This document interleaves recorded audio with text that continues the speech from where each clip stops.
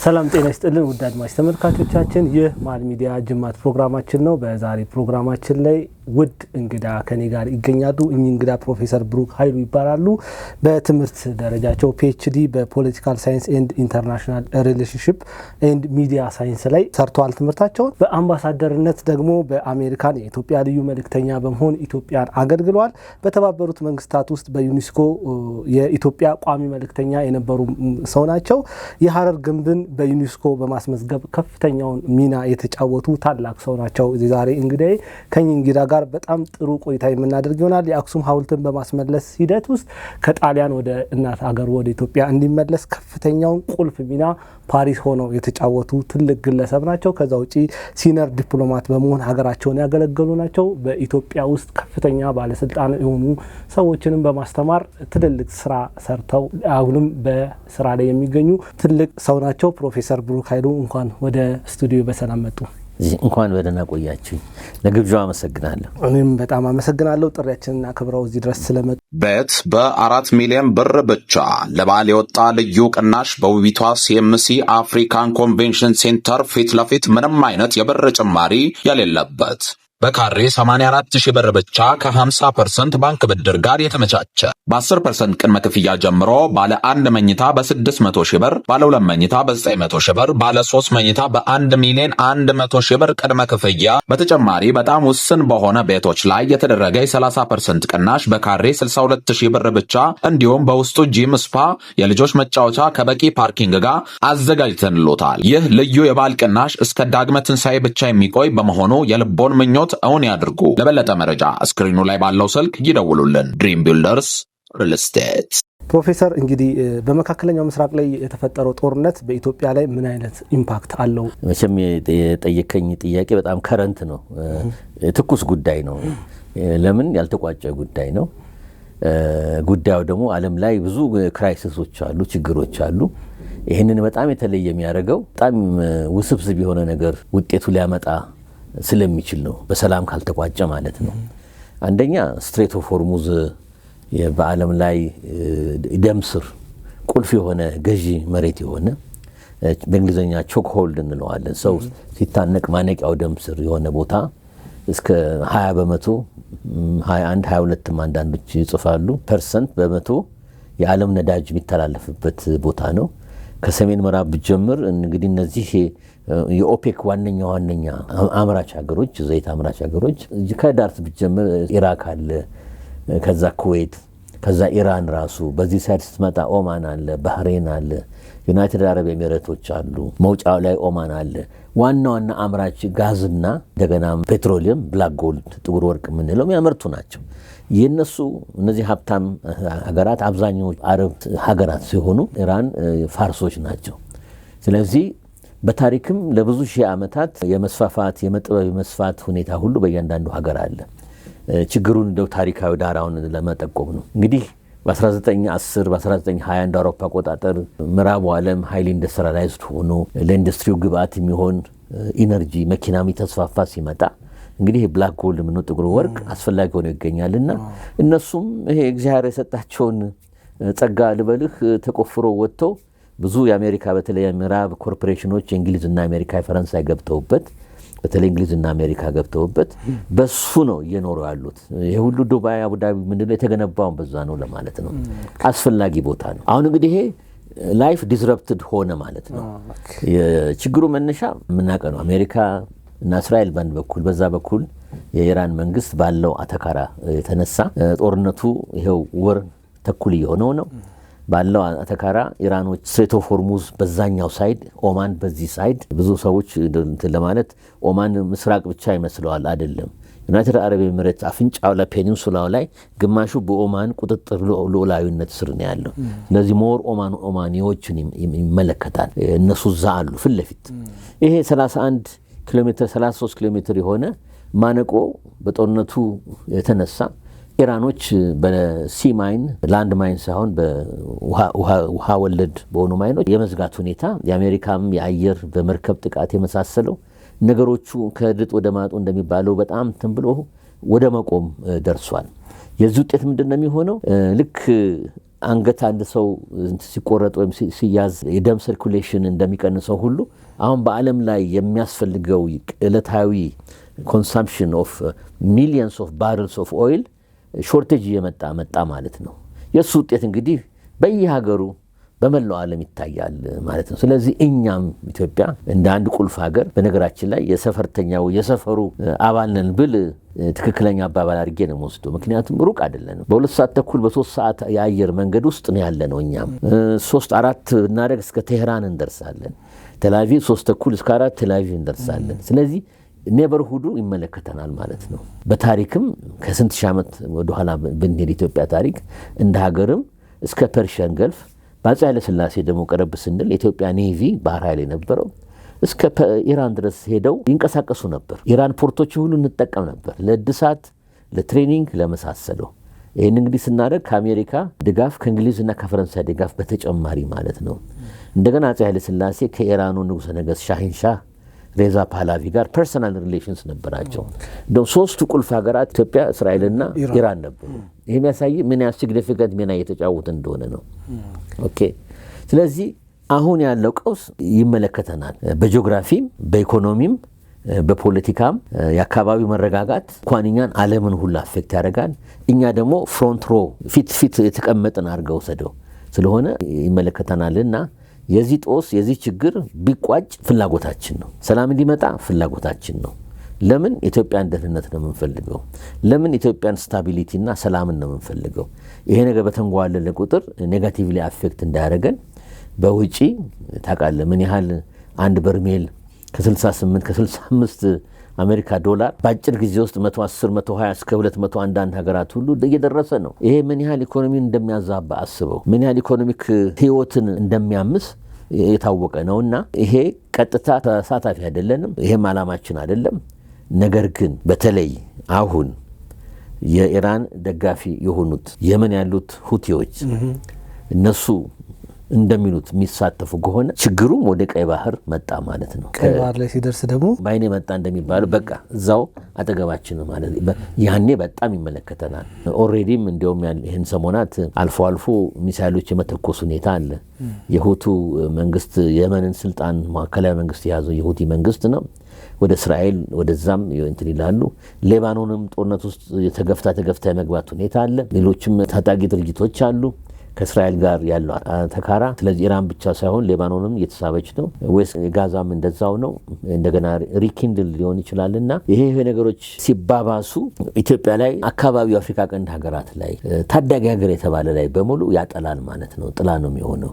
ጦርነቱ በእያንዳንዳችን ቤት ውስጥ የገባ እስኪመስለን ድረስ ብዙ ኢኮኖሚ ላይ ኢምፓክት እያደረገ ለምሳሌ የነዳጅ መጨመር ሁኔታዎች ብዙ ነገሮችን ይዞ እየመጣብን ነውና ገበያው ላይም ብዙ ነገሮችን እቃዎች ላይ ዋጋ ላይ ኢምፓክት አለ። ልክ ነው። ስለዚህ የጦርነቱ ሁኔታ ቶሎ የሚቋጭ ከሆነ ለኢትዮጵያ ረፍት ነው፣ ካልሆነ ደግሞ ነገሮች እየበዙበት ነው የሚሄዱ። ምንፈልገው ግን እንደ ኢትዮጵያን ፎረን ፖሊሲ እና ዲፕሎማሲ እንዲቋጭ እንፈልጋለን። ከዚህ ጦርነት የምናገኘው ነገር የለም።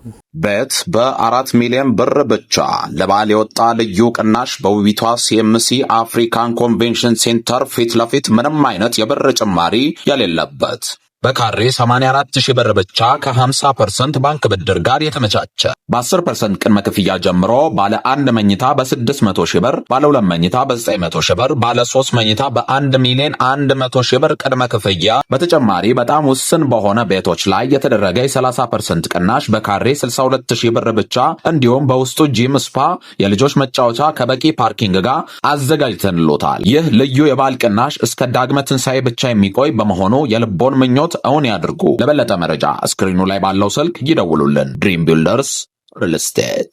ጥሩ። እንደው እንደ ባብል መንደብን አካባቢስ ላይ የተሰነ ነገር ቢጨምሩልኝ ደስ ይለኛል። እዛ ባብል መንደብ ላይ ሊፈጥር የሚችለው ነገር ኢምፓክቱን እንግዲህ ባብል መንደብ ላይ ሁቲዎቹ ፉሊ ወደ ጦርነቱ የሚገቡ ከሆነ ራሱ ባብል መንደብ ቀይ ባህር ራሱ 11 እስከ 12% የዓለምን ወርልድ ትሬድ ንግድና ኮሜርስ ላይ ማነቆ የሚሆን ነውና 20 ከዛ አለ ከ20 እስከ 22 ከዚያ 12 ደምረው የዓለም ሲሶ በሙሉ ደምስር አርተሪ እንደ ልባች ትልቁ አርተሪ ወይ ቬን በለው የሚንቀሳቀሰው እሱ ነውና ምን ያህል ነገሮችን ኮምፕሊኬት እንደሚያደርግ አስበው። ምክንያቱም ባብል መንደብ አንድ ነገር ቢደርስ ስዌዝ ካናል ከንቱ ይሆናል ማለት ነው። በግብጽ ስር ነው፣ ማለፍ ይታለፋል ግን መተት ቆማለ ሱዳን ቦርደር ላይ ምን ላይ ማለፍ አትችልም ማለት ነው። ያ ደግሞ የባሰ ሌላ ትልቅ ችግር ነው። በበኋላ ላይ ይቅርታ ለቃሉ ቆረቆር እንደሚባለው ነው ያን ያህል ለፔኑ ህመሙ ሞር ዳብል አፕ ያደርጋል ማለት ነውና ይሄ ትልቅ ጉዳት ነው የሚሆነውና ኤኒቲንግ ጎስ ነገሩ ኮምፕሊኬት ሲሆን አገሮች ተስበው ሊገቡ ይችላሉ። እንደው የሆርሙዝ መዘጋት በዓለም ላይ ይህንን ያህል ኢምፓክት አምጥቷል። ኢትዮጵያ በወደብ ታጥራ መቅረቷ ከዚህ አንፃር ምንድነው ማለት ለምሳሌ በወደብ ታጥረን ቀርተናልና ዓለም በዚህ ያህል በኢኮኖሚ ቀውስ ውስጥ ከገባ ኢትዮጵያ ይህንን ያህል አመታት ተዘግታ መቆይቷ በኢኮኖሚ ላይ ምን አይነት ኢምፓክት ነው ያመጣው? ብዙ ኢምፓክት ይኖረዋል በኢኮኖሚው ላይ። እንግዲህ ልዩነት የሚያመጣው ምንድነው የተዘጋጀ ሀገርና ያልተዘጋጀ ሀገር አንድ አይደለም። እኔ እስከማውቀው ድረስ መንግስት ተዘጋጅቷል።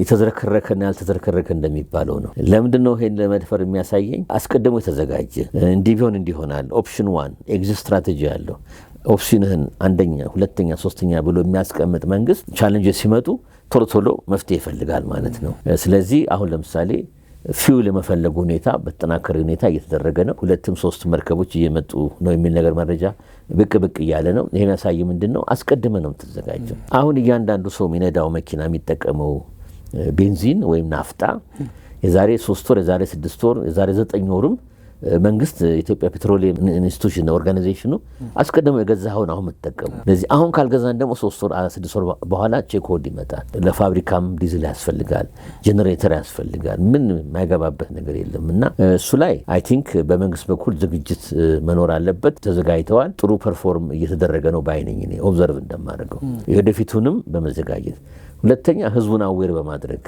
ምን አማራጭ አለን?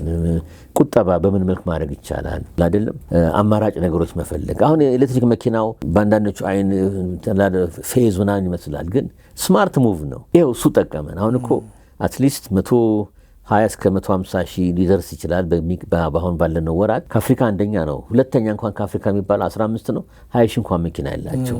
አማራጩን አስበው። ለምን ሃይድሮ ፓወር አለን፣ እኛ ውሃ አለን።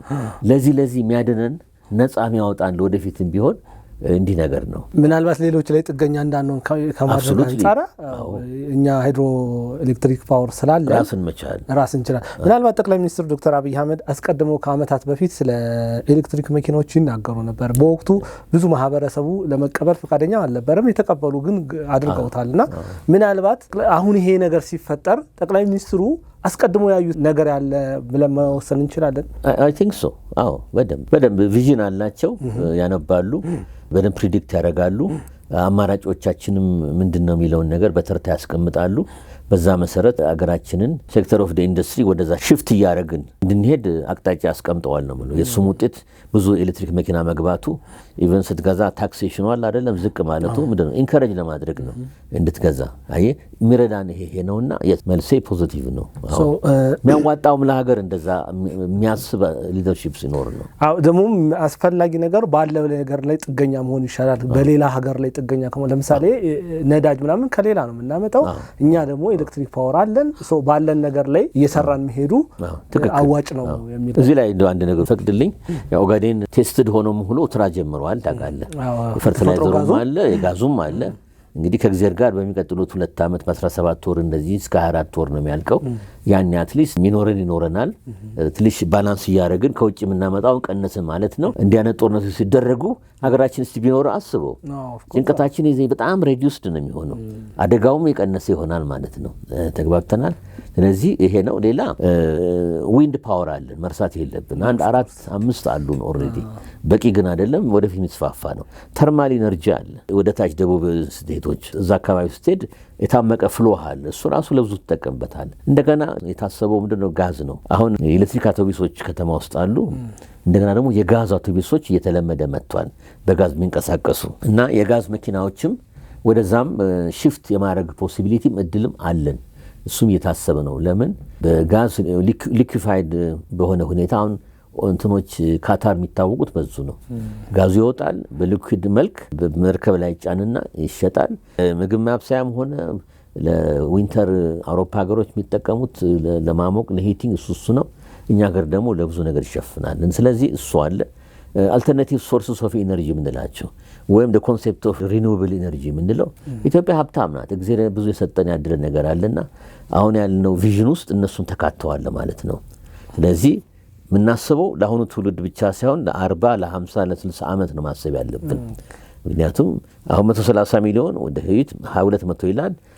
ኢኮኖሚያችንም ደግሞ ሺፍት እያደረግን ከሃይድሮካርቦን ፕሮዳክትስ ከቤንዚን ከኬሮሲን አለ ለምሳሌ ያው ክፍለ ሀገር ውስጥ ትንሽ ጎጆ ውስጥ በኬሮሲን ሁሉ የሳምባ በሽታ ያመጣል። ለዚህ ነው ኤሌክትሪክ የሚባለው ያልተዳረሰበት አካባቢ ጤናቸው ህፃናት ልጆቻችን ባንዶልደም ልጆቻችን ናቸው ይጎዳሉ አይደለም ጤናቸው ላይ አደጋውም ከባድ ነው። ይሄ ሁሉ አለና አይ ቲንክ ዘ ራይት አፕሮች ይሄ ነው ላለው። በነገራችን ላይ ኮፕ 32 እኮ ኢትዮጵያ እንዲሆን ሲደረግ ሲወሰን እንዲሁ በባዶ አየር በሎቢ ስራ ብቻ አይደለም የተሰራ ስራ ፈረንጅ በደንብ አስቦ የተላልቆቹም ይሄ ሪጂናል ፓወርም ያላቸው በደንብ አስቦበት የትና ዝም ብሎ አውጥቶ አይሰጥም። ኢትዮጵያ ላዘጋይ ስላለች አይሰጥም። ኦፍ ኮርስ አንደኛ ካፓሲቲ አላት። ያው 70-80 ሺህ እንግዳ ነው የሚመጣው አስበው ለነሱ አቬሌብል የሆነ ሎጂስቲክሱ ምግቡ ሆቴሉ ኮንፈረንስ ቬኑ ሁሉን ራይት እናሟላለን። ፕላስ ኮሚቴድ የሆነ ሀገር ነው። ስለዚህ ዴንማርክ ያለፈው አዘርባይጃን መሰለኝ ከላይ ሲባል ክራይቴሪያውም ያሟላ ሀገር ነው የሚሰጠው እንጂ ኑኔጋ በሚል ብቻ አይደለም ማለት ነውና ያሁን እናንተ ተነጋገረው ነገር እነዚህ ሁሉ ውጤት ተደምረው ነው ኢትዮጵያ አቅጣጫዋ ታይቶ አላረለ ኮሚቴድ የሆነች ሀገር ቆራጥ እርምጃ የምትወስድ ሀገር የሀገራችንና ህዝቡን ፊውቸር አሰርተን በሚጨበት ታንጀብል በሆነ ሁኔታ ለመለወጥ የሚሞክር ህዝብና አመራር አለት በሚል የሱ ውጤት ምንድነው ኮፕ 32 የተወሰነው ይሄ ሁሉ ታይቶ ነው ለማለት ነው። በዚህ ወደ ሌላ ጥያቄ ልሰዶትና ቀይ ባህር የሀበሻ ባህር ይባል እንደነበረ እናስታውሳለን። እዚህ አካባቢ ያሉ ስፍራዎችን ላይ ደግሞ ኢትዮጵያ ከፍተኛ ተጽዕኖ የነበራት ወቅትም ነበርና በምን ምክንያት ነው ይሄንን ተጽዕኖዋን እያጣች የመጣችው? ይሄ ጥሩ ጥያቄ ነው። እንግዲህ ሴንቸሪዎቹ ይፈጃሉ፣ ብዙ አመታት ይፈጃሉ። ከኋላው ብንጀምር ኢትዮጵያ ለቀይ ባህር አዲስ አይደለችም፣ ሁልጊዜ ነበረች፣ ቤታችን ነው። ይሄንን ስንል ምንድነው የቀይ ባህር ምንለው ራሱ ኢትዮጵያ ዋነኛ ተጠቃሚ ኢትዮጵያ መርከቦች ለንግድና ኮሜርስ የምንጠቀምባቸው መርከቦች የሚንቀሳቀሱበት ኤሪያ ነው። ላይ ድረስ ከዚህ ደግሞ ፐርሺያን ገልፍ ድረስ ኢንዲያ ድረስ ኢንዲያን ሳብኮንቲኔንት ታች ገልፍ ኦፍ አደን ሬድ ሲ ብቻ አይደለም ማለት ነው ቀይ ባህር። ይሄ በሙሉ የኛ አሻራ አለበት። ሌላው ለምሳሌ ለአብነት ያህል ሮማን ኢምፓየር ከግሪክ ኢምፓየሮች ጋር ሁሉ ኮንታክት ነበረን፣ ትሬድ እና ኮሜርስ እናደርግ ነበር፣ ንግድ ልውውጥ ነበረን። ማስረጃው ምንድነው? ኢትዮጵያ ሳንቲሞች ይገኛሉ እነዚህ ሀገራት የአክሱም ጊዜ የነበረው ሳንቲሞች የዛና እነዚህ መጻጽሉ አለ አይደለም። የራሱ ማስረጃ ነው፣ ዝም ብሎ ወደ የመጣ ነገር አይደለም። ስለዚህ አገራችን ነው፣ ቤታችን ነው። ውሃው በእኛ ስርም የነበረ ነው። ፖርቶች ነበሩ፣ በሚገባ ነበሩ። አዱሊስ በለው ዜላ በለው ብዙ ፖርቶች አሉ እኛ በጊዜው የነበረው የምንጠቀምባቸው አሁን በተለያዩ ሀገራት ስር ያሉ ማለት ነው። እንግዲህ ኮሎኒያሊዝም ውጤት ነው፣ የመነጠቅ ጉዳይ ነው። ስለዚህ ኢትዮጵያ ኢን አወር ሄዴ ማለት ያኔ ከፍታ ላይ ነበርን፣ አሁን ከፍታ ላይ እንደሆን ነው። በከፍታችን ጊዜ አሉ ከሚባሉ ፓወሮች መካከል ተርታ ውስጥ ያለን ሀገር ነን። ቀይ ባህርን በተመለከተ ብሔራዊ ጥቅማችን ስለሆነ በቀላሉ ዝም ብለን የምናሳልፈው አይደለም፣ የምንከታተለው ጉዳይ ነው። እንደገና ኢትዮጵያ ስንል መርሳት የለብን እኮ the other side እንግዲህ ኦፊሻሊ ሚድል ኢስት እንለዋለን በፖለቲካል ሳይንስ ተርም፣ ግን ኤዥያ ኮንቲኔንት የሚጀምረው ከዛ ነው። ሚድል ኢስት የተባለው የኤዥያ ፓርት ነው። በነገራችን እስራኤል ሁሉም ኤዥያ ውስጥ ነው ያሉት፣ እኛ አፍሪካ ነን። የመን ትልቅ ኢንፍሉዌንስ ነበረ፣ እንደውም ትልቅ ቴሪቶሪ በኢትዮጵያ ስር ነበር፣ የኢትዮጵያ ግዛት ነበር አይደለም። ከደቡብ አረቢያም ድረስ ይላል። የሀድራሙት ሙካላ ምናምን ህዝቡ ራሱ እንደና እንዳንተ ጠይም የሆነ አሁንም ብታይ እኮ በቴክኖሎጂ በምን ስታይ ኢትዮጵያዊ ነው የሚመስሉት። እነሱም ራሳቸው አፊኒቲ አለ። የኢትዮጵያ ጽሁፎች ሁሉ አሉ በስቴላይ በሐውልት መልክ በምን መልክ እንግዲህ ይሄ ነው እንግዲህ ሀገራትና ኤምፓየሮች አፔክስ ይሄዱና ያንን ሜንቴን ማድረግ ከቻሉ እሰይ፣ ግን በተለያዩ ምክንያቶች ሜንቴን ከማድረግ ካቃታቸው ዲስቴንት ይወርዳሉ። ይሄ ደግሞ ለመሰባበር አጭር ጊዜ በቂ ነው። ያን ግን ቢልድ አፕ ለማድረግ ሴንቸሪዎች ይፈጃል። ኢትዮጵያ ቁልቁለቱን ጀመረች። ቁልቁለቱን ስንጀምር አብዛኛው ምክንያት ከራስም ይጀምራል፣ ከውስጣዊ ሁኔታ ውስጣዊ ሁኔታ ያለው ፖለቲካል ስታቢሊቲ ያለው ሰላም ምን ይመስላል የሚለው እርስ በርስ ሽኩቻ፣ መተናነቅ፣ ይሄ ሁሉ ለውጭም ጥቃትም ያዳርጋል። አንድን ሀገር የራስንም ስልጣንና ኃይል ማጣት ያደርሳልና ብዙ ታሪኮች ተዋግተና ብዙ አልፈናል፣ የመርሳት የለብንም። ወደ ቅርቡ ዓመታት እንኳን 400-500 ስንመጣ እስከ 900 ስንሄድ ኦቶማን ቱርኮች እነሱ ደግሞ በተራቸው እያደጉ መጣ ኃይላቸው። ይሄ አሁን ኢየሩሳሌም በሙሉ ፍልስጤም የሚባለው አሁን ሲሪያ የምንለው ሌባኖን ለቫንት እንለዋለን። ጂኦግራፊካል ኤሪያ ነው ለቫንት ነው የሚባለው። ይሄም ባዝራ ላይ ፍረተስና ቲግሪስ ይሄም በሙሉ እስከ ኮስኮሱን ተከትለው ሁሉ እስከኛ ቀይ ባህር ድረስ እስከ ምጽዋ ድረስ ቱርኮች ኦቶማን ቱርኮች ተንቀሳቅሰዋል። ስለዚህ አገሮች ሲያድጉ አደጉ ማለት ነው፣ ይስፋፋሉ። ሲጠቡ ደግሞ ሲያጡ ያጣሉ። ቱርኮች ባይ ደ ሴም ሎጂክ ደግሞ እንደገና አውሮፓ ከበርሊን ኮንግረስ በኋላ እኛ ምንን ይመለከታል ይህን አካባቢ እንግሊዝ ፈረንሳይና ጣሊያን ተሰጥቷቸው ከመቆጣጠራቸው በፊት ከቱርክ ጋር ሁሉ ፍትጊያ ነበረ። ቱርኮች ብዙ ያጡት ነገር አለ። ለምሳሌ ኢራክና ሲሪያን አጥተዋል። የቱርክ ግዛቶች ፕሮቪንሶች ነበሩ እንደሚባሉት። ሲከፋፈሉ ወስደውታል። እንግሊዝና ፈረንሳይ የተከፋፈሉ። ሌባኖንን ፈረንሳይ ወሰደች። ይሄን መርሳት የለብንም። ኢራክም እንደዛው ተወሰደ። ወደ ታች ስንመጣ ደግሞ ጆርዳን የሚባለው እንግሊዝ ወሰደች። ድሮ ትራንስ ጆርዳን ነው የሚባለው። እንዲያርገው ቆራርሶ እንደ ዳቦ መውሰድ ሁኔታ ሁሉ ታያለህ። እና ይሄ ለምሳሌ ያመጣሁት ምንድነው እኛም ቀይ ባህር የነበረው ኢንፍሉዌንሳችን ዝቅ ያለ መጣ ለማለት። ነገር ግን ዝቅ ቢልም አውትሌት ቱ ደሲ ነበረን። ይሄ ዴስቲኒያችን የተዘጋው ማለት እንችላለን። በበርሊን ኮንግረስ ኮንሲኮንስ የተነሳ ጣሊያን ኢትዮጵያ ለጣሊያን የተሰጠችው መጥቶ ኮስቱን መያዝ ጀመሩ። ኦፊሻሊ 1891 እንደ አውሮፓ አቆጣጠር ነው እንግዲህ ለመጀመሪያ ጊዜ አንድ ኦፊሻሊ ካርቫውት ያደርጉትን ኮሎኒ እኛ ባህረ ነጋሽ የምንለውን ባህር ምድሪን መሰል የሚባለው በትግርኛ አላቅም፣ ግን እሷን ቴሪተሪ ራስ አሉላ ነበር የሚያስተዳድሩት። መጨረሻ ላይ ከኛ ነጥቀው ወስደው ምጽዋ ላይ አስተዳደር ጀመሩ። ፐርፐስሊ የእነሱ ኢንጂነሮች ኮስቱን ስለሚፈልጉ ልክ እንደ እንጀራ ከፈፍ ልበል እንዲወርዶ ታች ድረስ 1000 በላይ ኪሎ ሜትር እኮ ነው። ከታች አሰብ ድረስ ወረደ። ከራስ ዱሜራ ጀምሮ ያለው እኛን መቅፈፍ ነው። ለምን ዓላማው እኛን ዙሌት ለማድረግ ነው። እስከ ራስ ዱሜራ ድረስ ከራስ ካሳር እስከ ራስ ዱሜራ ድረስ ይመጣል። የሚያሳይ ምንድነው ኢትዮጵያን አይዞሌት ለመለየት ነው። እኛም ያኔ ደከም ባልንበት ጊዜ እንደዛ ሆኗል። ያው ባትል ኦፍ አድዋ አለ፣ ውጤቱ አለ። አስተዳደር አቋቋሙ። ስም እንስጣሉ መሰየም አለበት። ልጅ ስትወልድ መቼም ታውቃለህ ስም ይሰጣል። ሚስተር ኤክስ ነምበር 1 ነምበር 2 አይባልም። ከበደ በቀለ ከሌ ይባላል። እና ኤርትራ የሚለውንም ስም ራሱ መርጠው ነው እነሱ። የጣሊያን በጊዜ የነበረው አስተዳደር ኤሪትሪዮስ፣ ምክንያቱም ኤሪትሪዮስ ማለት ሬድ ሲ ማለት ነው በግሪክኛ። ውሃው ራሱ ከላይ እስከታች ባብል መንደብ ላይ ሬድ ሲ ያቆማል። ኤሪትሪያ ነው የሚባለው። ስለዚህ ምርጫ ሲያደርጉ ስም ነው የሰጡት፣ እንደ ባፕቲዝም እንደ ክርስትና ስም። ይህን ቴሪተሪ በካቢኔ ደረጃ ጣሊያኖች ተነጋግረዋል። ፓርላማው ላይ ቀርቦ ነበረ። እንደውም ሌላ ቦታም ብየዋለሁ። ሳባ አንዱ ተፎካካሪ ስም ነበር። ሳባን በለው ለምን ኪንግ ኦፍ ሌጀንደሪ ኩዊን ኦፍ ሺባ የአካባቢው ንግስት የነበረች እስከ ሶሎሞን ድረስ ቢብሊካል የሆነ ስንት ሺህ ዓመት ይሄዳል ስለሚባል፣ ስለዚህ ያኔ ሳባ ብለው ቢወስኑ ኖሮ አሁን ኢትዮጵያ ከሰሜን ያለው ሀገር ሳባ ፕሬዚደንት ኢሳያስ አፈወርቂ የሳባው ፕሬዚደንት እያል ነበር የምናወራው። ኢሳ ሲምፕል አስታት ኢትዮጵያና ሳባ ተዋግተው ነበር የምንለው በባድመ ኦፍኮርስ እያለን ነበር ልናወራ የምንችለው የሳባ ፕሬዚደንት እያልን ነበር እና ሲምፕል አስ። ስለዚህ አንዳንዴ ለዚህ ነው እኛ ኢትዮጵያኖች ኢቨን በሞራል ደረጃ ልካዚህ ፒፕል ፕሬዘንት ሲያደርጉ ኤርትራ የሚባል ሀገር ለስንት ሺህ ዓመት ያለ አድርገው ነው የሚያወሩት። አይደለም ከ1890 በኋላ አለ ከ90 በፊት ግን የለም። ማስረጃውን ያንጡ የለም። ባህረ ነጋሽ ነው የሚባለው ይሄ ነው። ለዚህ ነው የኛ ግዛት ነው የምንለው። ይሄ ነው። ወደ ኋላ እንመለስ ለማለት አይደለም። የሆነው ሆኗል። ኤርትራ ተወልዳለች። ጎረቤት ሀገር ነን።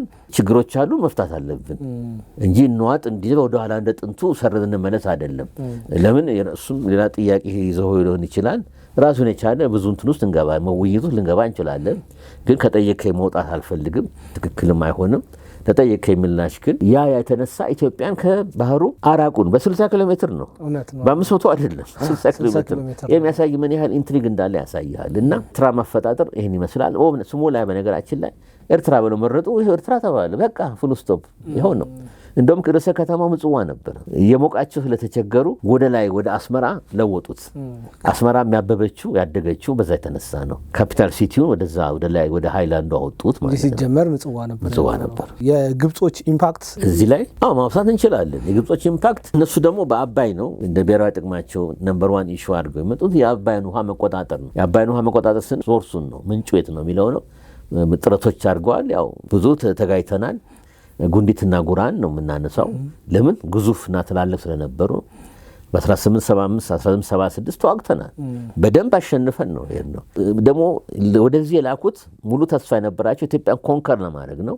በተለይ ሰሜን ኢትዮጵያን የአማራ ክልል የምንለው ሙሉ ወደዛ ለመውሰድ ወደ ራሳቸው ወደ ሱዳን ለመቀላቀል ምኞት ነበራቸው ብዙ።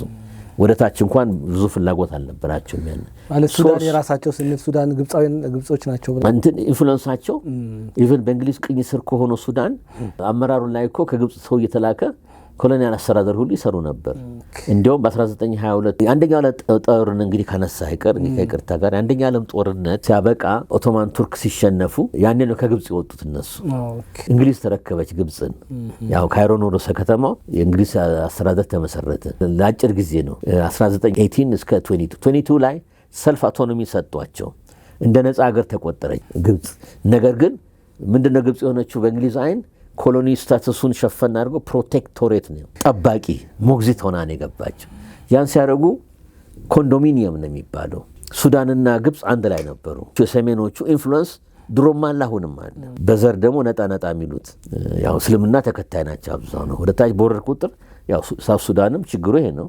ጥቁሮቹ ተነገነጠሉትም በዛ የተነሳ ነው። ኒሎቲክ የሆነ ህዝብ ማለት ነው። እና ይሄ ታሳቢነት መወሰድ አለበት። እና ግብጾቹ ምኞታቸው የሚፈልጉትን ሶስ ካገኙ በዛን ወቅት ፐርፐሱን ፉልፊል ያደርጋል የሚል ግምቶች ነው ያሉት ለማለት ነው። አልተሳካም። ግን መርሳት የለብን ሁለቱ እነዚህ ጦርነት ጉንዲትና ጉራ ከባድ ጦርነቶች ናቸው። ሞደርን አርምስ የተባሉን የታጠቀ ሰራዊት ነው። አዛዦቹን ብታይ ቱርኮች አሉ። የግብፁን ከላይ ቢሆኑም የቱርክ ኦፊሰሮች የቱርክ አመራሮች አሉ። እንደገና ደግሞ ነጭ የዩናይትድ ስቴትስ ኦፊሰሮች አሉ። አሜሪካኖች ሁሉ አሉ። ዚስ ማች ነው ተዘጋጅ። እነሱና ማን ናቸው ካልን አሜሪካን ሀገር ወደ ሰሜን አሜሪካ ብንሄድ ከዛ እንመለሳለን። በ1860 እስከ 1865 ሲቪል ወር ተነሳ። በስሌቨሪ የተነሳ ነው። በኢኮኖሚክ ራይቭለሪ ነው። ሳውቱ በእርሻ ላይ የተመሰረተ ኢኮኖሚ ያለው በባርነትም የተፈነገለ በብዛት እኮ በሚሊዮን የሄደው ወደ ደቡብ ነው እንጂ ወደ ሚሽገን ወደ ላይ ወደ ሰሜን ወደ ኖርት ሳውዝ ዳኮታ ወደ ዋዮሚንግ ወደ ምን እኮ አይደለም። ለምን ይሄ ከተን ፋርሚሽ ሙቀት ስላለ ደቡቡ ጥጥ፣ ለውዝ፣ ፒነት አይደለም ሹገር ኬን፣ ራም ፕላንቴሽን እስከ ካሪቢያን ጃማይካ፣ ባርቤዶስ ምናምን ድረስ ለዛ ፐርፐስ ነው። ይሄ መራውን ኢንዱስትሪያላይዝ ዓለሙን እንግሊዝ ላይ ሰንተን አውሮፓ ላይ ሆነውን ለመመገብ ነው ዓላማው። ጥጡ ለምንድን ነው ይዘጋጅና ተዳምጦ ይላካል ለቴክስታይል ኢንዱስትሪ እንዲያድግ። ተግባብተናል እንዴ? ስለዚህ የአፍሪካ ወንድሞቻችን እየፈነገሉ በጉልበት እየወሰዱ ያለቀው አልቆ አክሮስ አትላንቲክ ስንት ሚሊዮን ያለቀው በነገራችን ላይ ራሱን የቻለ አርስት ነው። እንደባጭሩ ግን ወስደው ከፍላጎታቸው ውጪ በግድ በባርነት ቀንበር ነውና 1860 ላይ ነው እንግዲህ አብርሃም ሊንከን የነበረው ፕሬዚደንት የአሜሪካ ፕሬዚደንት እንደሚያውጅ ሲያውቁ ዝግጅቱን ሲያውቁ ማመጽ ጀመሩ። እንገነጠላለን ማለት ጀመሩ ከአሜሪካ አይደለም። ከዛ ልክ ሲያውጅ አገንስት ስሌቨሪ ነፃ መውጣት አለባቸው ብሎ ሲወሰን በአዋጅ ሲወጣ ያኔ ኦፕን የሆነ ሆስቲሊቲው ወደ ጦርነቱን ከፈቱ ደቡቦቹ ራሳቸው። እነዚህ ሬቤል ኮንፌደሬት ስቴትስ የሚባሉት ከዩኤስኤ ወጥተናል ብለው አውጀው ኮንፌደራል የሆነ ስቴት አዋቅረው ውጊያው ተካሄደ። ተሸነፉ። የተሸነፉት መካከል ሸሽተው ሄዱት በተለይ ሚሊተሪ እውቀት ያላቸው እስከ ግብጽ ድረስ መጥተው ተቀጥረዋል። እና መሪዎቹ የነዚህ ባታሊዮኖቹ መሪዎቹ ዋይት አሜሪካንስ ብሉ አይድ ሆኑ ነበሩ። ያን ያህል ተዘጋጅተው በገንዘብ ገዝተው ነበር ለማለት ነው። ሳያይዝልህ ብዙ ርቄ ሜናልፍ ጊዜ እንትን እንዲላ አልፈልግምና ያን ያህል ነበር ዝግጅቱ። ግን አሁንም ቢሆን አሸነፍን፣ ነፃነታችንን አስከበርን ምናል። ነገር ግን ያቺ ኢንክሮችመንት ፖሊሲዋ ያሰቧት ግን ከ10 ከ15 በኋላ አመት በኋላ ስትመጣ ከ76 ከ1890 ብላ አስበው እነሱ ደግሞ ይሄን ስላሉ ያኔ ደግሞ እርስ በርስ የኛም ችግር አለ። መሳፍንታዊ አገዛዝ እርስ በርስ ራይቭለሪው አለ። ያ እንግዲህ አቴንሽናችንንም ሰልቧል። ሚሊተሪ ጥንካሬያችንንም በተወሰነ ደረጃ አዳክሞታል። ያ እንግዲህ በቀይ ባህር ላይ ያለውን የነሱ ፕሬዘንስ የተጠናከረ ሲመጣ እኛን ጎድቶናል። ይኸው ከቀይ ባህር እንድንርቅ ተደርገናል ማለት ነው። እነሱ አሁን በጦርነት ብናሸንፋቸውም በጉራና በጉንዲት በተለያየ ጊዜ የሰሩትን ሴራ ተጠቅመው ኢትዮጵያን ከባህር ነጥለዋል። ሰክሰስፉል ሆነዋል። ባህረ ነጋሽን ግን አድነን ነበር በወቅቱ። ኦኬ ባህረ ነጋሽን ያጣነው 1883 ጀምርና 1890 ኦፊሻሊ ኤርትራ ኮሎኒ ስም ሰጥተው ክስና ስም ሰጥተው አስጀመሩ። ከዛ በኋላ አሁን ጊዜው ግን አጭር ነው። ምን ያህል አጭር እንደሆነ መገመት ይችላል። አሁን ማንሳት እንፈልገው ነገር ምንድነው? ከዚህኛው ምንድነው መማር ያለብን ነው ማለት እንደ ኢትዮጵያውያኖች ምን መማር አለባቸው? ቢኮዝ በጦርነት አልተቻለም፣ አሸንፈናል። ግን በሴራ ሁሉ ጊዜ ተበልጠን ብዙ ነገሮቻችንን ሉዝ እያደረግን ነው። ትናንትና 7 ወደቦች የነበሩን ሀገር ዛሬ ምንም የለንም። እና ምንድነው መማር ያለብን? አሁንም ጠቅላይ ሚኒስትር ዶክተር አብይ አህመድ ባህር እየጠየቁ ብዙ ሰዎች የማይደግፉ አሉት። እና ከዚህ አንፃር ምን መማር? ጥሩ ጥያቄ ነው። እንግዲህ ያን ሀገር ደህንነት፣ ያን ሀገር ገናና መሆን፣ ያን ሀገር ጥንካሬ ዶሜስቲክ ሁኔታዎች ይወስኑታል። ኦፍ ኮርስ ኤክስተርናል ፋክተሮችም ይኖራሉ። ግን ዋናው ዶሜስቲክ ውስጣዊ ነው። የኛ ችግር በኢትዮጵያም ታሪክ እንደምናየው ውስጥ ለውስጥ መተሻሸት አላረለ ፓወር ላይ ፎከስ ያደረገ ትግል ማድረግ ይሄ ጎድቶናል ነው ምለው። ለምን ብዙ ኤነርጂያችንን ያጠፋ ነው የውጭውን ኃይል ማስቀረት ሳይሆን በእርስ በርስ ታውቃለህ። ከዘመነ መሳፍንት ራሱ ብዙ አፄ ቴዎድሮስ እሳቸው በጉልበት ነው ኢትዮጵያን በጊዜው እንደገና የመለሷት። ከዛም በኋላ አፄ ዮሐንስም በዚህ ማህዲ በዚህ ምን እያሉ ሲሉ ተገለው ህይወታቸውን የሰጡት ግን ጉንዲትና ጎራ ላይ ትልቅ አስተዋጽኦ አድርገዋል። ይህን መርሳት የለብንም እና ይሄ ነው የጎዳን። ስለዚህ ለአንድ ሀገር ከአሁኑ ጋር ስናገናኝ ኢትዮጵያ እንድንሆን ከፈለግን ምን ያስፈልገናል? ህብረት ምን ያመጣል? ጥንካሬን፣ መተማመን፣ በሚለያዩን ጉዳዮች ላይ ማተኮር ሳይሆን በጋራ ጉዳይ ላይ ማተኮር። ብዙ እኮ ጉዳይ አለን። ብዙ ልዩነታችን እኮ ብዙ አይደለም። በመልክ፣ በዘር፣ በሃይማኖቱ፣ በምኑ፣ በመዋለዱ፣ በምኑ አለ አይደለ? እሱ ላይ ኮመን ፖይንት ላይ አተ ሚኒማልም ከዛም በላይ አብረን መቆምና አብረን ስንሆን ውስጣዊ ችግራችንን ደግሞ ይዳፈን ይታመቅ ሳይሆን ስለሚያስቸግር እሱን እየተፈታ ውስጣዊውን ጥንካሬ ያደረግን መንቀሳቀስ ነው። አንድ ሁለተኛ ሀገራት ሀገር ሆኖ ሊቀጥሉ የሚችሉት የተወሰነ ደረጃ ዲግሪ ኦፍ ኢኮኖሚክ ዳይናሚዝም ሲኖር ነው። ውስጥ ኢኮኖሚክ ዳይናሚዝም ሲኖር ኢንዱስትሪያላይዜሽን ያመጣል። አሁን ኢትዮጵያ ያን ለማድረግ ያቃተን እኛ ብዙ ጊዜ ለምንድን ነው ያቃተን? ምክንያቱም ብዙ አፍሪካ ሀገሮች አትሊስት ቤዚክ ፋክተሪ አሁን ኤርትራ የሚገኙት ፋብሪካ እኮ ኤርትራ ህዝብ አስቦ ራሱ ተክሎ አይደለም የተከለው፣ ኮሎኒያሉ ነው። ማስተር ካንትሪው ነው። ጣሊያኖች ናቸው። ዛምቢያ ብትሄድ፣ ዚምባብዌ ብትሄድ፣ ሮዴዥያ አፍሪካን ትመግባለች ነው የሚባለው። የእርሻው መስፋፋት ነጮቹ ናቸው፣ ኮሎኒያሊስቶቹ። አስተዳደሩና ከአውሮፓ የመጣው በመሬት ጥበትና በፍላጎት አድቬንቸር በለውን ብሎ የመጣው ነው። አንጎላ፣ ሞዛምቢክ ብትሄድ ያገኙት እኮ እድገት የነጩ የሴትልመንት ዋይት ፖፑሌሽኑ ጥቂት ፐርሰንት የሆኑ ነገር ግን ሁሉን የሚቆጣጠሩ ኢኮኖሚኩንም ካልቸሩንም ፖለቲካውንም ኮሎኒያል አስተዳደሩም ስለሚደግፋቸው መብታቸውን ያስጠብቅላቸዋል። አርጩሜምና ግርፊያም መግረፊያም ካስፈለገ ማለት ወታደር ያስገብራል አይደለም። ይሄ ነው። እኛ ግን ነፃነታችንን አድነናል። ነገር ግን እዛው ነው የምንዳክረው በድህነት። አይ ካፒታል ጀነሬት ማድረግ ከውስጥ አንችልም። እውቀት እንፈልጋለን። አሁን የሚሊክ አፄ ሚኒሊክ የሚታወቁት በምንድን ነው? እውቀትን ለማስገባት ቴሌፎኑን፣ መንገዱን፣ ባቡሩን እሳቸው ነው በዛ ያስጀመሩት። አፄ ኃይለ ሥላሴም ክሬዲት የሚሰጣቸው ፖዚቲቭን ስናይ ይሄን በማምጣታቸው አይደለም። እሱን የማድረግ ጥረት ቪዥነሪ ሊደሮች ያረጋሉ እስካሁን ያሉት ማለት ነው። ያን ግን ወይ በዶኔሽን ካልሆነ በመጽዋት ካልሆነ የገንዘብ አቅሙም ትንሽ ነው። ገንዘቡም ሲሰበሰብ በምንድነው? ያው ከነበረው አካባቢ ፊውዳል ስርዓት ነው አላረለ ለገብር እየተባለ በግብር መልክ ነው ወደ ንጉሠ ነገሥቱ የሚሄደውና ያ ብዙ ነገር ጥቂት መድፍ ይገዛል ይሆናል እንጂ ከዛ በላይ ኢንዱስትሪና ምን ሊገዛል አልቻለም። እንደገና ደግሞ ኢትዮጵያ ውስጥ መረጋጋት ከሌለ በወቅቱ የትኛው ኢንቨስተር ነው ወዲህ የሚመጣው? የጣሊያን የፈረንሳይና የእንግሊዝ በጊዜው የነበሩት ባለሀብቶች ማለት ነው ይሰጋሉ። ግን ኤርትራ ለምን ገቡ ስትል በደንብ ጣሊያን ኦርደርና እንትን አስከብራለች። ያችን ቴሪቶሪ ትንሽ ቴሪቶሪ ናት ኤርትራ ታጋለ። ስለዚህ ኑ ተብለው ከግማሽ ሚሊዮን በላይ ጣሊያኖች ነበሩ። እንደውም ጣሊያን ትንሽ ሀገርና የመሬት ጥበት ስለነበረ ከሙሶሊኒም በፊት ሙሶሊኒም በኋላ ኢንከሬጅ ያደርጉ ነበረ ወደ ኤርትራ እንዲሄዱ። አብሶሉትሊ ሮዴዥያም፣ ዚምባብዌም እንግሊዞች፣ ኡጋንዳ፣ ታንዛኒያ፣ ኬንያም ዋይት ነጮቹ ናቸው ብዙ ጥሩ መሬት የያዙት። ከየት የመጡ ነው? ከሰማይ አይደለም ከአውሮፓ ነው። ስለዚህ ኢትዮጵያ ግን ከውጪ ወይ አይመጣስ ነፃ ነና አንፈቅድም አናስገባም። ይሄ የውስጣዊ ኢኮኖሚክ ፖለቲካል ኢንስታቢሊቲ ካልቸራችንም ደግሞ ለፎሬነር ተጠራጣሪ ነን። አፄ ቴዎድሮስን ማስታወስ ታውቃለህ? አፈር እንኳን እንዳይሄድ ምን ያህል አላረለ ጫማቸው ተራግፎ ምን ብለው አፈራችን የአፈር ይቀራል እየተባለ ያው አገር መውደድ ነው። ቱ ኤክስትሪም ነው ስንወድ ደግሞ ያን ያህል የሚያሳይ ምንድነው? እውቀት እንደሚያስፈልግ መድፍ ለማሰራት ሞክረዋል። እውቀት ይፈልጋሉ። ነገር ግን አቅም በጣም ውስን ነው፣ በጣም ምንም። ስለዚህ በድህነት ላይ ድህነት መዳከር ነው እና ይሄ ሁኔታ ነው ሸብቦ ያያዘን ነው። ስለዚህ አንድነት ማጣት፣ ዲፈረንሳችን ላይ ያተኮር መናቆር ለአንድ ሀገር አንድ ቤት ሆኖ ሊቆም አይችልም። ይሄ ለአሁንም ትምህርት ይሆናል። አሁንም ትምህርቱ ምንድነው? ኢትዮጵያ ብዙ ፖቴንሻል አላት፣ ብዙ እድል አላት፣ መልታ ኤትኒክ ህብረተሰብ ናት። ስለዚህ አንድ ሀገር አንድ ቤት አለን፣ አብረን መኖር አለብን ነው። ሁሉም በየእንትኑ መብቱ የተጠበቀለት የሚያለያየን ላይ ሳይሆን የሚያሰባስብን ነጥብ ላይ እያተኮርን እናድርግ፣ በዚህ እንንቀሳቀስ ነው። አሁን ለየት የሚያደርገው የአሁን ጊዜ መሰለ ኢኮኖሚክ ዳይናሚዝም መምጣት አለበት። ካልመጣ ስራ እድል ካልፈጠርን አብዛኑ ፖፑሌሽናችን ወጣት ነውና ችግር ነው። ስለዚህ አሁን የምናየው ደስ የሚለው መሰለ አነሰም በዛም አሁን በአንድ ቀን ተኩል ኢንቨስትመንት ስብሰባ 13.1 ቢሊዮን ዶላር ነው ኢንቨስትመንት የተገኘው አይደለም።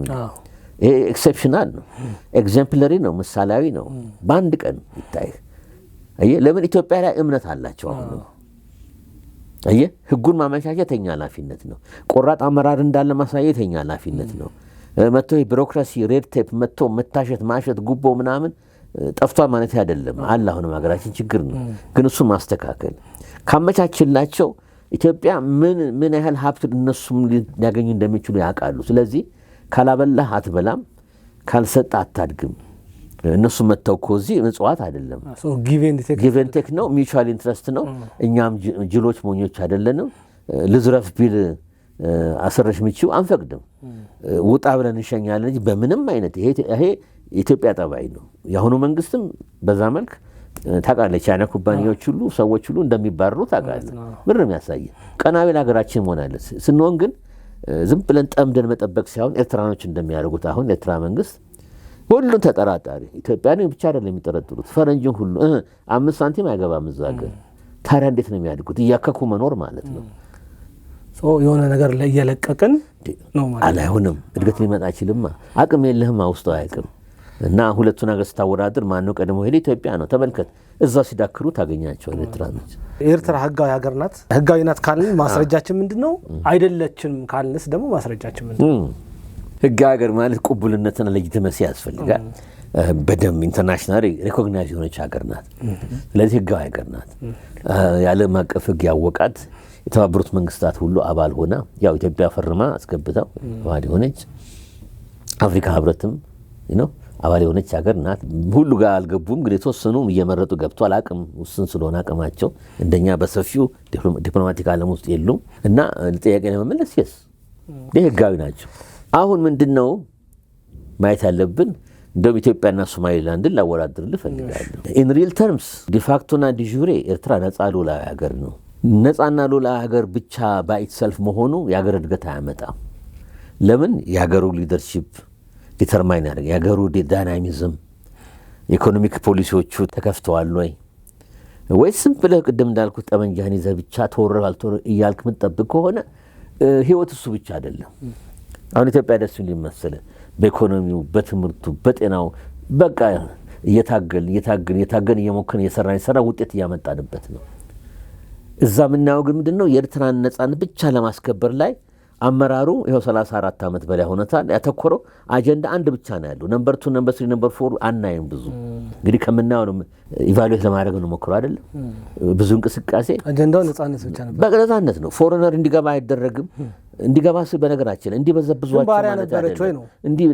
እኛም እኮ ስናስገባ እንዲበዘብዘን እኮ አይደለም። ገብቶኛል። ቀልድ የለም። በህጉ ታስቀምጣለህ፣ ሲያጠፋ በዘመን ትቀጣለህ፣ ኮምፐንሴሽን ትጠይቃለህ። እንደዛ እኮ እንደ ኢትዮጵያ ማድረግ ይችላሉ። ነገር ግን ቀናዊ ናቸው፣ እኛም ቀናዊ ነን። የእነሱ ቀናዊነት ግን ኤክስትሪም ነው። ስለዚህ ድህነትን ለብሰህ ዝም ብለህ ስትጠብቅ ትኖራለህ። ህይወት ይሄ ነው ወይ ነው? ይኸው ማስረጃው ምንድን ነው? ሰው በእግሩ ቮት እያደረገ ነው፣ እየሸሸ ነው። ይኸው አንድ አመት በየአመቱ አንድ አመትም አልቆመም። እንደ ሄሞራይድ አለ አይደለም? እንደ ሄሞራይድ በሽታ አገሪቷ ደሟ ሁሉ እየፈሰሰ እያለቀች ነው። ደሟ ስል መሰለህ ሂውማን ሪሶርስ ካፒታል። በተለይ ወጣቱ ትውልድ ሴት ወንዱ ቀዳዳ ሲያገኝ ሹልክ ነው የሚለው። አሳናማሪና ባህር ሁሉ እየበላው ያው ሰሜን ስለሆነ ኤርትራ በሊቢያ በግብጽ አድርገው ሱዳን አድርገው ሊቢያ አድርገው ብዙ ተበልተዋል። በዚህ ደግሞ እንደኛ የኛን ልጆች እንደሚሆኑት ደግሞ በሳውዲ አረቢያ ብዙ አይደለም፣ በዛም በየመን ይሞክራሉ። እንደገና ደግሞ 400 ሺህ ገደማ እዚህ ሀገራችን አለ። ይሄ ታላቅ ሀገር አሁንም ለኤርትራኖች አለኝታ ነው እንጂ ጠላት ሀገር አይደለም። ደግሞዋል፣ አለኝታ ነው። ለፖለቲካ ተጋይተናል ብለን ድርሽ እንዳትሉ አላልንም። በህጋዊ መንገድ ቴምፖራሪም ትራቨል ዶክመንት አግኝተው ምን ብለው ኮርተው በቦሌ ነው ወደ ምን ነው የሚሄዱት እንጂ የሚወጡት ነው። የሚገቡትማ እየጠፉ ነው፣ እየተተኮሰባቸው በትግራይ በኩል አድርገው በዛ በሱዳን በኩል ዞረውን ብለው እንደዚህ የሚገቡት በኩምሩክ በዚህ በዛ በኩል አድርገው ይገደላሉ እንጂ ማለት ነው። የእነሱ ወታደሮች ቀልድ የለም ይገደላሉ። ሸሽተው ይመጣሉ። እዚህ ግን ይኸው ስራ ሰርተው እንዲኖሩ ተፈቅዶላቸው ዩኒቨርሲቲ እንዲማሩ ተፈቅዶላቸው በየቦታው አትላስ ሆቴል ዙሪያውን ቦሌ ሰፈር እኮ አለ። ሲኤምሲ ዙር ጸጉር ሰሪ ቤት ማን ነው? ኤርትራዊ ነው። የወንዶች የሴቶች ልብስ ቤት እያደጉ ምን እያሉ ተዘጋጅተው ምን ብለው ከዛም ገንዘብ ይልኩላቸዋል።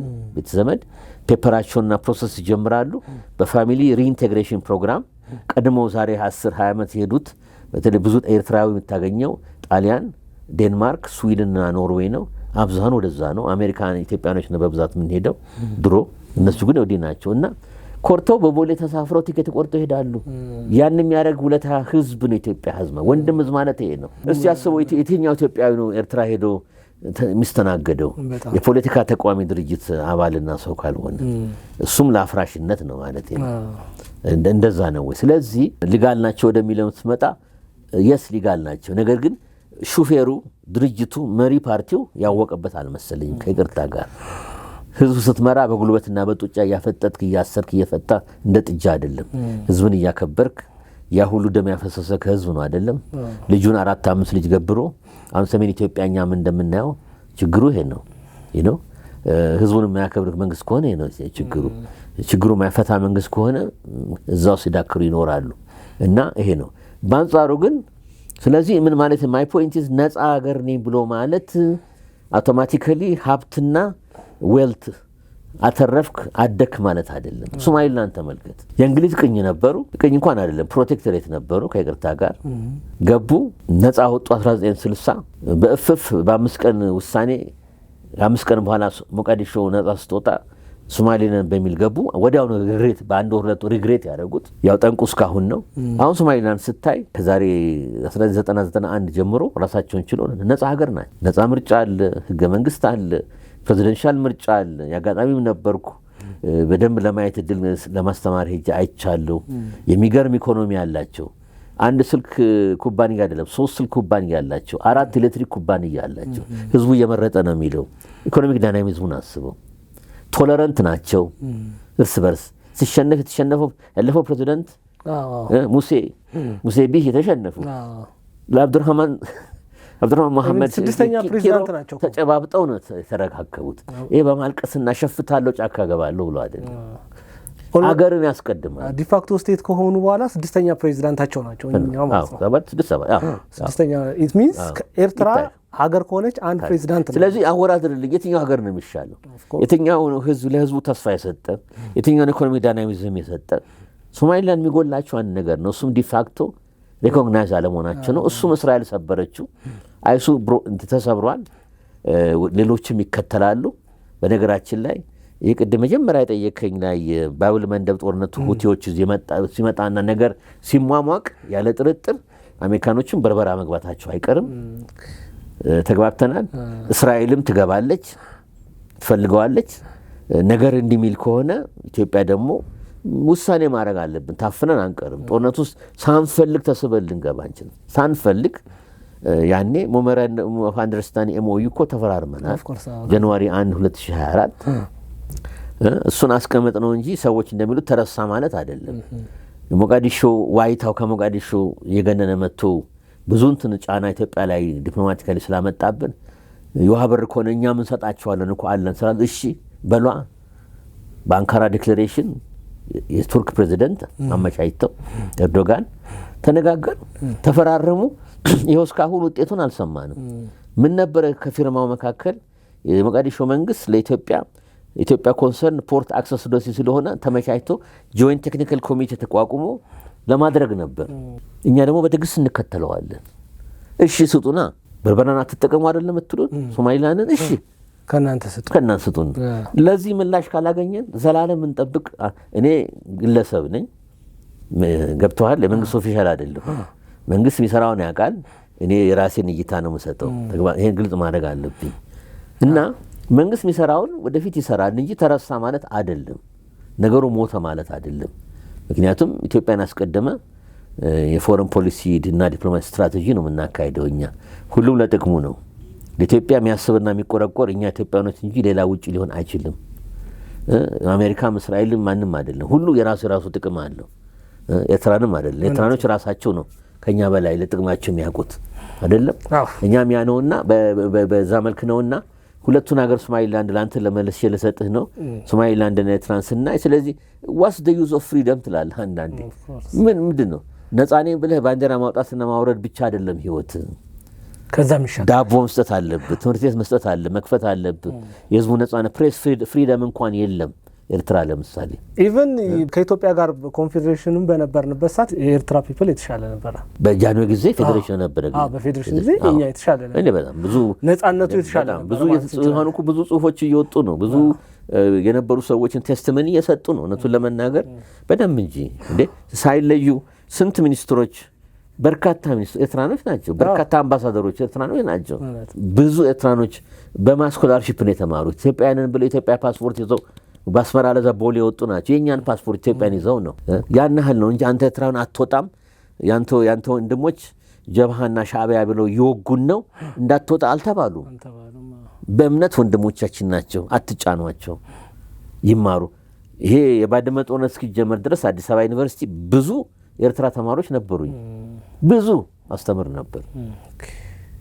በኋላ ነው የሄዱት። ያው ታውቃለህ ታፕን በፕራይም ሚኒስትር መለስ ጊዜ ያው በጣም ስትሪክት የሆነ እንትን ብሎ እንዲሄዱ እነሱም አባረሩ፣ ከዚህም እንዲሄዱ ተደረገ እና ይሄን ይመስላልና ነፃነት ጥሩ ነው፣ ባንዲራ ማውለብለብ ጥሩ ነው።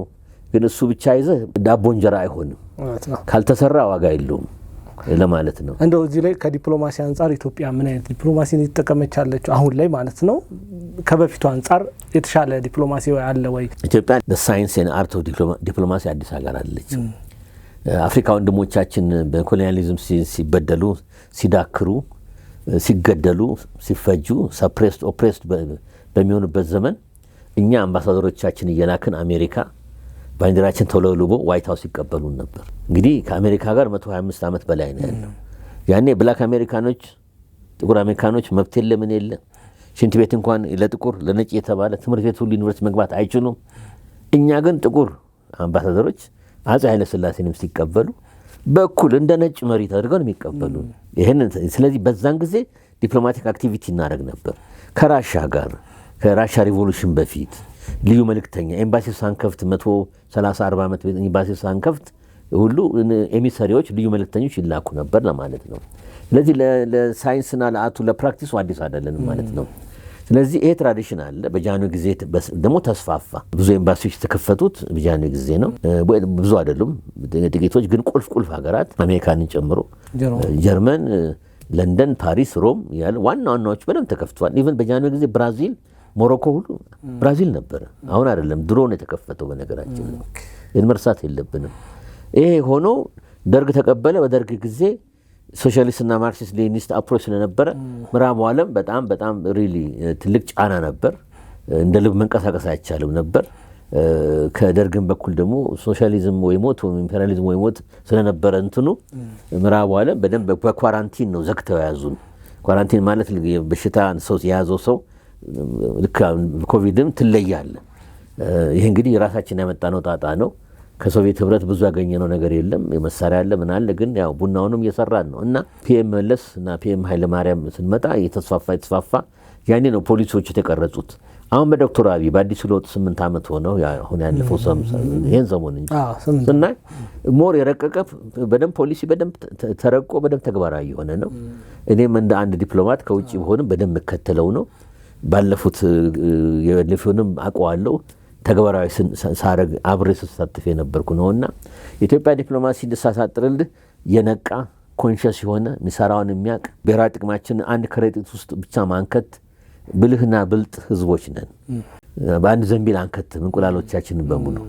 ከእጅ ወደቀ ነው ተከሰከሰ ማለት ነው። ኖ አዎ ፕሮዌስት ነበርን በጃንሆይ ጊዜ ፕሮዌስት ሆነን ግን ከራሻ ጋር አፄ ኃይለ ሥላሴ ሄዱ ነበር። ገንዘብም ተቀብለዋል እርዳታ። አሁንም ሁሉ ወዳጃችን ነው። ሁሉ ወዳጃችን፣ አሜሪካም ወዳጃችን ነው፣ እንግሊዝም ፈረንሳይም ሁሉ ምዕራብ ሀገራት። ራሻ ወዳጃችን ነው። ራሻ ፌዴሬሽን ነው የሚባለው አሁን። ቻይናም ወዳጃችን ነው። እንደገና ደግሞ ኢመርጀንት ፓወሮች አሉ። ደቡብ ኮሪያ፣ ጃፓንም ወዳጃችን ናቸው። ጃፓንም ከፍ ያለ ነው። ደቡብ ኮሪያ ማሌዥያ፣ ሲንጋፖር፣ ኢንዶኔዥያ ኤምባሲዎች አሉን። ቁልፍ ቦታ በሚገርም ብራዚል፣ ብሪክስ ሚናችንን አትርሳ። አማራጭ እየፈጠርን ብዙ አማራጮች እየፈጠርን ነው። አሁን በብሪክስ ከቻይና ጋር ስትራቴጂክ ሪሌሽንሺፓችን ቶፕ ከሚባለው ተራ አይደለም። ከብራዚልም ጋር እንደዛ ነው። ብሪክስ ውስጥ የመጀመሪያው ሀገር ናት ማለት ትችላለህ። እንደ አባል ሲቀበሉን ትልቅ ተጽዕኖ ፈጣሪ ይሆን መተናል። ኢትዮጵያ ማለት ብልህነት ዊዝደም ላይ ተመሰረተ ሰፊ ዲፕሎማቲክ እንቅስቃሴ እያደረግን ጠላት ሳይሆን የምናፈራ ወዳጅ ኢቨን ለኤርትራ ወንድሞቻችን ፋክት ነው። ባካችሁ አጎንብሶ የሚለምን ማን ነው? እኛ ነን አይደለም። በዲፕሎማቲክና በሰላም እንፍታው ነው። ምላሽ አጣና አመዳፋሽ ሆነ እንጂ ነገር ግን አይቀር እንደ አንድ ቀን መንግስት መለወጡ አይቀር ሲመጣ ይሄ ሁሉ እንደ ትልቅ ተራራ አድርገን የምንቆጥረው ችግር ይፈታል። በመግባባት ሰጥቶ በመቀበል የማይቀር ነው። ለኤርትራ የሚጠቅም ነው፣ ለእኛ የሚጠቅም ነው ማለት ነው። ስለዚህ እኔ ባጭሩ ጊዜ ስለሌለ ነው በጣም እኔ አም ቬሪ ፕራውድ እኮራለሁ። አፍሪካኖቹንም በጣም የሚያመሰግኑን አፍሪካኖቹንም እኛ በተለይ ውጭ ሀገር ላይ የአፍሪካ ግሩፕ ኦፍ አምባሳደርስ እና ዲፕሎማትስ ላይ ብዙ ጊዜ ኢትዮጵያ አመራር መስጠት ተጽዕኖ ፈጣሪ ሀገራት መካከል እኛ ነን። ብዙ ጊዜ የምናደርገው ምዕራቡ ዓለም ኒውዮርክ ሲቲ ለምሳሌ ዋሽንግተን ዲሲ ላይ እዛ ነው ፓወሩ ያለው።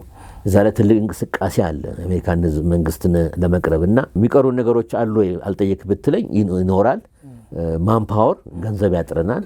ተጨማሪ ወጣቶች እሳት ላሴላሱት ሪክሩት እያደረግን ከየክልሉ በደንብ ትሬን እያደረግን የሚተኩ ያስፈልጉናል። የተለያዩ ቋንቋ የሚናገሩ ይቅርታ ጊዜው ቻይና ነውና አሁን ወደ ቻይናም የገባን ማስተማሩን ፕሮሰስ ጀምሯል። በዲፕሎማቲክ ትሬኒንግ እኔም እሳተፋለሁ እየተጋበዝኩ ብዙ ጊዜ ትሬኒንግ እሰጣለሁ። ዲፕሎማቲክ ስኩሎች አሉ በመንግስት በኩል አንድ ግን እሱ የመጠናገር ፍላጎት አለ። ስለዚህ ብዙ ቋንቋ የሚናገር ዲፕሎማት ያስፈልገናል። አገሩን የሚወድ ዲፕሎማት ያስፈልገናል። ሄዶ ጨርቅ ለመግዛትና አንዳንድ ነገር ለማድረግ ሳይሆን ሽርሽር አይደለም።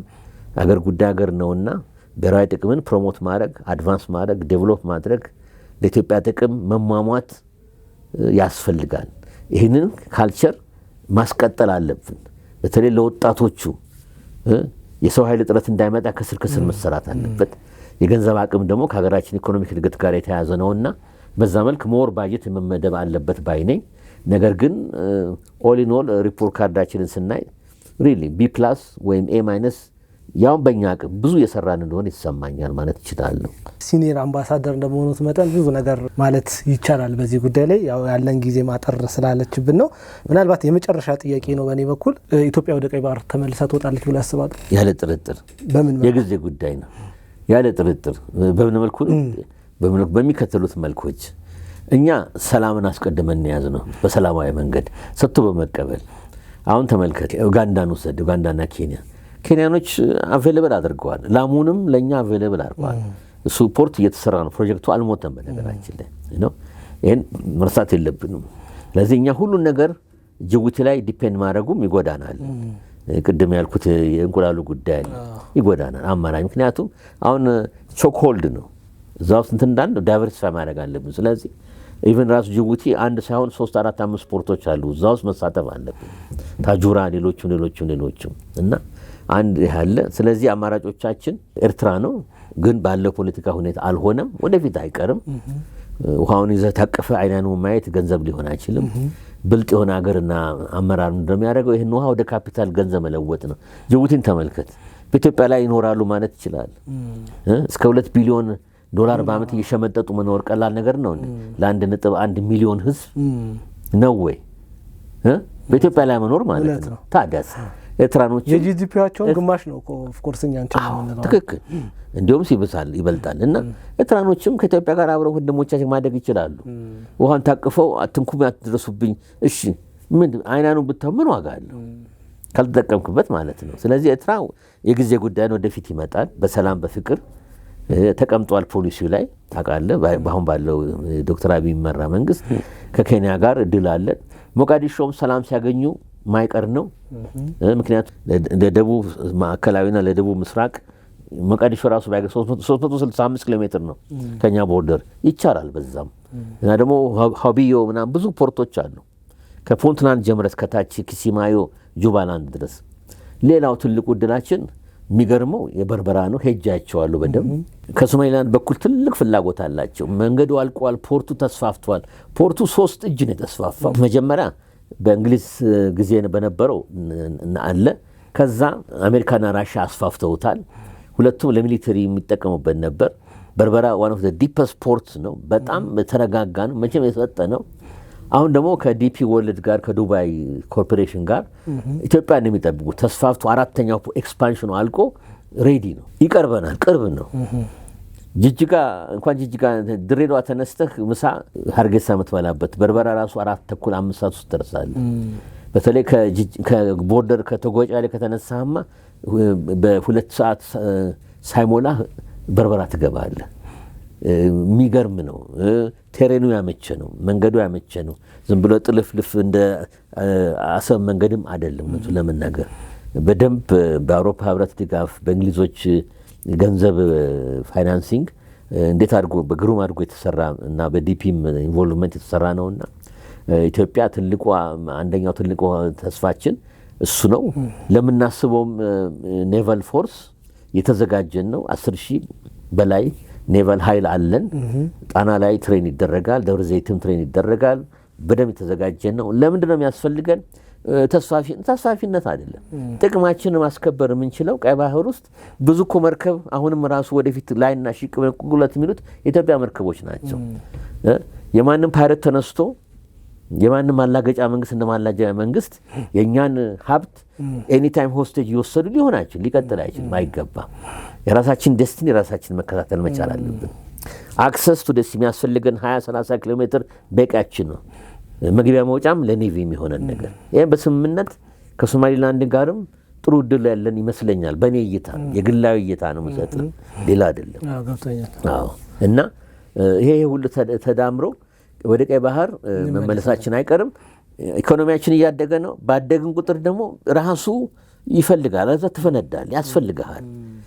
እንደገና ደግሞ በነገራችን ላይ ለደቃቁና ትናንሽ ሀገራት አለኝታ ነን። ሁሉ ጊዜ ወንድም ህዝብ ነው። እንደውም እነሱ በእኛ ፕሮቴክሽን ውስጥ ድጋፍ እንሰጣቸዋለን። ትናንሾቹም ከጥቃት እንጠብቃቸዋለን። እንደ ፓንአፍሪካኒስት ሀገር ነን እኛ። በፓንአፍሪካኒዝም በብራዘርሁድ በሪጂናል ኢንቴግሬሽን ምናምን ህዝብ ነን እኛ። ዓላማውም እኮ ግሎባላይዝ በሆነ ዓለም ኢጋድም ሌላውም እኮ ዓላማ ምንድን ነው? ኢንቴግሬትድ እንድትሆን ነው አይደለም? ስለዚህ ወደድም እኮ ጠሉም ትልቁ ኤሌፋንት እኮ ኢኮኖሚ ማለት ኢትዮጵያ ነው። በህዝብ ብዛትም በሁሉ ነገር። ሌላው ሳተላይት ነው፣ ዙሪያ የሚሽከረከር ነው። ከኢትዮጵያ ጋር አብሮ በሰላም መቆሙ ለእነሱም ዴስቲኒ ለኢኮኖሚካ እድገታቸውም ደግሞ በሴኩሪቲ ኢንቴሊጀንስና በሚሊተሪ ከኛ ጋር የእኛን ድጋፍ ማግኘት እነሱም ከሌላ ጥቃት እኮ ከሌላ ሀገራት ጥቃት እና መገፋት እኛ ፕሮቴክሽን ሁሉ ምንሰጥ ሀገር ነን ለማለት ፈልጋለሁ። ምናምነውም በሰላምና ወንድማማችነት ስለሆነ ኢትዮጵያ መጽሐፍ ቅዱስም በቁርአን የምትታወቀው ሰላም ፈላጊ ሁሉን እኩል ምናይነንና ካልደረሱብን አንደርስም። አሁንም እኮ አቅም እያለን እኮ ምን ለምነው አይደለም ምን ነው የሚያሳይ ሰላም ፈላጊ ነን። ሌላው እኮ ማይት ኢዝ ራይት ሄዶ ወንድ ና እናውጣኝ ማለት ይችላል። ራሽያና ዩክሬን ማየት ነው እና እስቲ አውጣኝ ያለ ይኸው ይዋጋሉ። ተግባብተናል። እና በዚህ መልክ ነው ማየት የምንችለው ማለት ይችላል። በጣም አመሰግናለሁ ፕሮፌሰር ብሩክ ኃይሉ ለሰጡኝ ጊዜ። እንደው ቀረ የሚሉት ሀሳብ ካለ እድል ልስጦትና። አመሰግናለሁ። እንግዲህ ቀረ ብዙ ነገሮች ተነስተዋል። ቀረ የሚለው ባጭሩ ሳስቀምጥ እኔ ማየው ምንድነው ሀገር የሁላችንም ናት። ሀገር የሚያድገው በወሬ ሳይሆን በስራ ነው። ሚሰራ መንግስት ሲመጣ አብሮ መስራቱ ይጠቅማል እንጂ አይጎዳም። አቃቂር እያወጣን ጸጉር ጉቶ ላይ አስቀምጠን በመጥረቢያ ለመሰንጠቅ እየሞከርን አብሰርድ የሆነ ነገር ከማድረግ እውነት ለልጆቻችን የተሻለ ትምህርት ቤት፣ የተሻለ መድኃኒት፣ የተሻለ ውሃ ገና አልተዳረሰም ሀገራችን ምንቆረቆር ከሆነ ከራሳችን አልፈን ማየት አለብን። ኢትዮጵያን ከላይ ካላስቀመጥን አይታየንምና ዲያስፖራም ውጭ ያለው እዚህም ያለው የግል ህይወቱንም እንደ ልቡ እየኖረ የሚሰራ ፐብሊክ ሰርቪስም እየሰራ ምን እያለ ኢትዮጵያን ማስቀደም እንዳለብን ከሚሰራ ጋር መስራት እንዳለብን ሀገራት የሚያድጉት በስራ እንጂ በሌላ እንዳልሆነ መታወቅ እንዳለበት ፈልግላለሁ። ትምህርት ላይ ኢንቨስት ማድረጉ ያዋጣል ነው። እኔ እድሜ ልኬን ከውጭ ጉዳይ ይበልጥ በዩኒቨርሲቲ አሁንም ሞክራለሁ፣ አግዛለሁ። ውጭ ሀገርም የኖርኩበትም አንዱ በዩኒቨርሲቲዎች ዙሪያና በማስተማር ሂደት ነውና ትምህርት ላይ እምነት አለኝ። የተማረ ህብረተሰብ ይሄ የደከመውን ያስተካከልን ከስር ጀምሮ ያስተካከልን የተማረ ህብረተሰብ መጥቆ ነው የሚሄደው። ሲንጋፖር ያደረገው ያቺ ትንሽ ሀገር የተማረ ሰው ኃይልም ስላላቸው ነው። ስለዚህ አመራር ላይ ሊደርሺፕ ላይ ምርጥ ልጆችን ማሰባሰብ ለሀገር መስራት ላይ መነሳሳት በግድ ያስፈልጋል። አገሩን የሚወድ ህብረተሰብ መፍጠር አለብን አለን። ሞር ደግሞ አሁን አቅጣጫ መስጠት አለብን። ሞዴል ብቻውን ውጤት አያመጣም ባይኔ። ስንወድ ሁሉም በቻልነው ሀገራችንን ለማጠናከር እና ወታደሩን በወታደር ኢንጂነሩም ኢንጂነሪንግ ላይ መምህሩም መምህር ላይ ጤና ላይ ራሱን ህይወቱን እየለወጠ ሀገሩንም ሳይረሳ። ስለዚህ አሁን ያለንበት ችግር ጊዜያዊ ነው የምለው። ባደግን ቁጥር ወደ ብልጽግናና ሀብት ማስረጃውም የወልድ ባንክና IMFን መረጃ ማየቱ ይጠቅማል፣ በደንብ ያሳያል።